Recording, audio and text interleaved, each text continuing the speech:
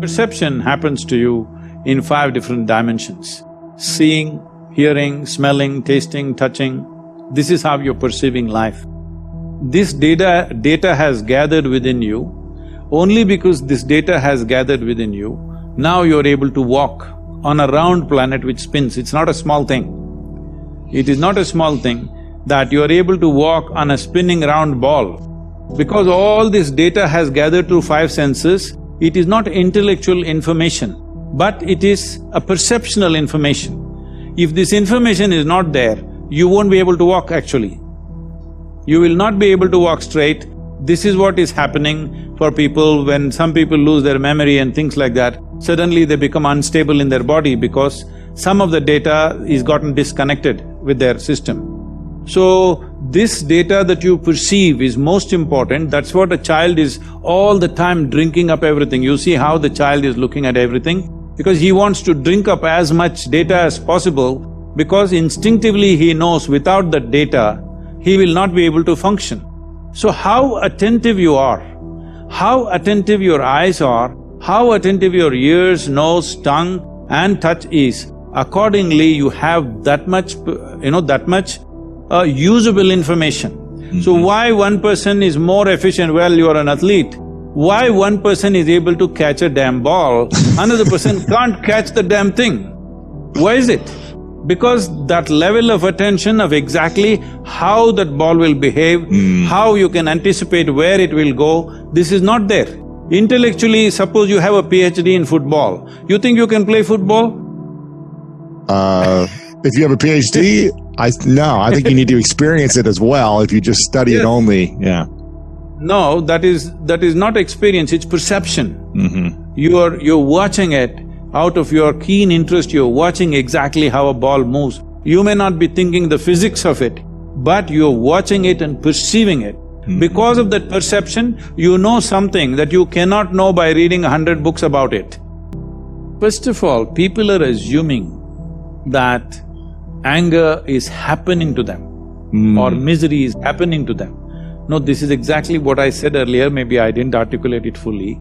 No, you are creating anger, you're creating misery, you're creating joy, you're creating whatever. All this is happening from within you. But human experience is happening from within us, isn't it? Right. Whether it's love or hate or anger or misery or joy or anything is only happening from within us. Right. The simple question I am asking is, what happens from within you? Should it happen your way or somebody else's way? It should happen your way. Of course, because the world will never happen your way 100%. Because there are so many stakeholders in the world, little bit will happen my way, little bit your way, that is fine. But what happens within me must happen my way. If what happens within me does not happen my way, this is the worst form of slavery, isn't it? Wow. Somebody decides what happens within me, somebody decides where I should sit, this is slavery, everybody understands this. Now somebody decides whether I am happy or unhappy, isn't this the worst form of slavery? Yeah. So this is the liberation that humanity needs to work at. This is what inner engineering means. Inner engineering is not some mechanical process, because engineering means this essentially. You will say something is well engineered only if it works the way you want, isn't it? If this one doesn't work the way you want, what the hell are you expecting other things to work the way you want? It's just an accident. When you live accidentally, anxiety is normal. It's time to understand all the problems of individual nature are generated from within. And we don't have to solve problems that we create, we just have to dissolve. Problems that you create, you don't have to solve. If there is a problem in the situation, yes, we have to solve. But you have a problem within you, solution is not what you need, solution is madness. Solution means, for an illusion, you're creating an illusory solution, something that you make up. For that, you create one more solution that you made up once again. No, you just have to turn off the problems. You're going through a certain drama, only thing is you're a lousy director.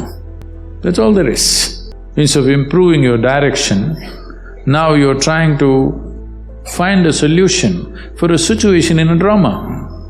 It's like people watch a cinema and come home and they have big arguments about what happened there. So, the thoughts and emotions that you create, you don't have to find any solution for it. If you just turn it off, it's gone. If you find solution, you're moving towards insanity because you create a ghost and you create a ghost buster. The ghost that you create, you must learn to play with them. I'm saying if nobody willing to play with you, you have to play with somebody, right? So the ghosts you create, if you like them, you play with them. If you don't like them, turn them off. But Sadhguru, they keep coming. You don't play. Don't like to play with them, don't play. They come and go. Never it ever happened that one thought remained for more than a moment, isn't it? It comes and goes, comes and goes. Let it come and go. If you try to find a solution for that, you will head towards insanity. One thing that you must do to yourself is, you are absolutely truthful to yourself. If you're also truthful to everybody around you, you will get other kinds of benefits with people. But I will not go that far right now. With yourself, you are 100% truthful. Otherwise, all kinds of tricks keep happening. To be truthful to yourself is not an easy thing because there is lifetimes of habit of simply bullshitting yourself. A guest came to Shankaran Pillai's house and being a South Indian man, down south, Pillais come from further down south.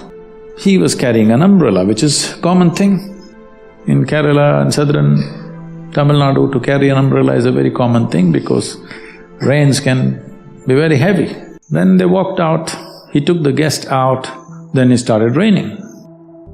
But Shankaran Pillai did not open the umbrella. The guest said, "Why don't you open the umbrella?" Shankaran Pillai said, "I'm sorry, the umbrella is full of holes." Then the guest asked, "Why did you bring it?" "Well, I never thought it'll rain today." A whole lot of people are like this. They think somebody else has to catch their lice. This will take a long time because someone else catching your lice will take lifetimes. You must catch them. You should not let your chickens pass. To become 100% straight with yourself, it'll take a certain amount of application. But if this one thing you do, this piece of life will work for sure, 100%. Then figuring out a few things is very simple. For that I am there. If you just fix this one thing, that you're 100% straight, no any kind of deception. When there's a hole in the umbrella, you know there is a hole in the umbrella. You will never forget that there is a hole in the umbrella, okay? If you are like this, rest of the work becomes very simple and easy.